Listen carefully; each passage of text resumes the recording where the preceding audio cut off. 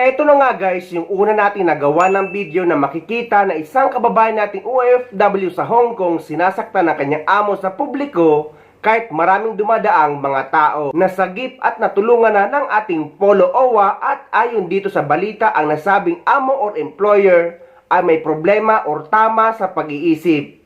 Nasagip ang isang OFW sa Hong Kong na nakitang sinasaktan ng kanyang employer. Ang nahulikam na insidente sa pagtutok ni Jonathan Andal.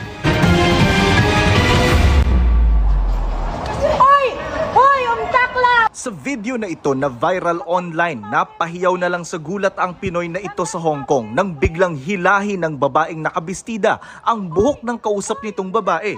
Ang biktima, isang OFW sa Hong Kong. Buti na lang dito yung mga pulis talaga is ang bilis ng response. Tumawag kasi si kabayan. Agad dumating ang mga pulis at kinausap ang OFW. Ang sabi ng ating kababayan is lagi siyang sinasaktan kahit sa bahay. So mabuti na sa labas sila at nang sinasaktan na siya, nakatawag siya ng pulis.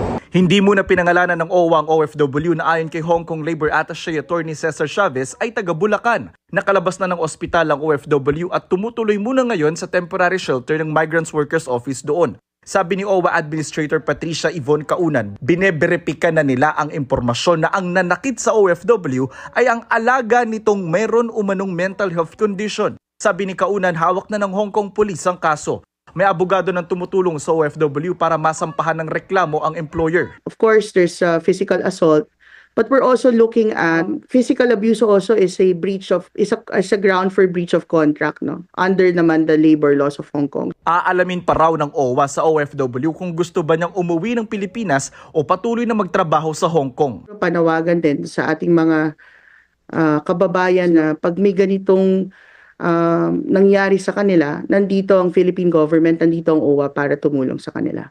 Eto yung unang nagawa nating video tungkol dito. At pasalamat tayo na nasagip at natulungan na si kabayan. May viral video ngayon na makikita na isang kababayan natin paulit-ulit na sinasaktan ng kanyang amo sa Hong Kong sa isang public area. Nangyari ang pananakit sa Olympic train station sa Hong Kong noong Huwebes, January 15, 2025. At ayon sa kumuha ng video, bago pa daw niya nakuhanan ng video ang pangyayari ay paulit-ulit na daw sinaktan, sinipa at sinuntok ang kawawang kababayan natin. Magkano ka? Tumawag ka na ng pulis? Hanggang tumawag ka na ng pulis? Hoy! Hoy! Umtakla! Magkano ka? Tumawag ka na ng pulis? Hanggang tumawag ka na ng pulis? Hoy! Hoy! Umtakla! Yes, I'm a helper.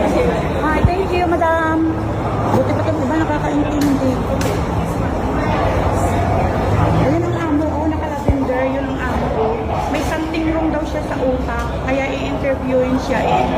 Ayan yun, buti na lang dito yung mga pulis talaga is ang bilis ng response. Tumawag kasi si kabayan. Ayan ang mga dapat sa mga yan ang mga dapat sa katulong. Hindi yung paanga-anga, hindi yung iiyak na lang sa gilid. So ayan na siya guys, yung amo, parang normal naman ang itsura niya. Pero grabe guys, oo, may video talaga, kaya may video.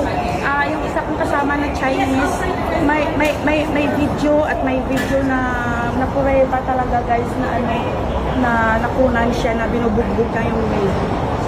Tingnan mo naman ang itsura niya, parang normal naman. Buti dito guys, ang pulis talaga is bias. Anong bias? Yung fair. Oo, kasi basta mali ka kahit na taga-bugbog ka. Pero anyway guys, wala pa rin tayong alam kung ano talaga ang dahilan. Pero ang sabi ng ating kababayan is lagi siyang sinasaktan kahit sa bahay.